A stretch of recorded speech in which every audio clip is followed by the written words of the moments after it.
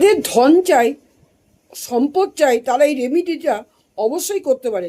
এরকম একটা মাটির একটা লম্বা মতন ঘট বা কোনো কিছু গ্লাস এরকম একটা নিয়ে আসবেন। প্রথমে হলুদ সর্ষে দেবেন কিছুটা, এক মুঠো করবেন শুক্রবার, বুধবার, সোমবার, এই দিনগুলোতে সন্ধেবেলায় করবেন। আচ্ছা, সর্ষেটা নিচে রাখবেন, এক মুঠো সর্ষে ঠিক সূর্য অস্ত যাওয়ার পরে করবেন, 7টার সময় করলেও হবে। এক মুঠো সর্ষে রাখবেন, তার উপরে একটা টাকা গমের চিহ্ন দেওয়া ওটা রাখবেন।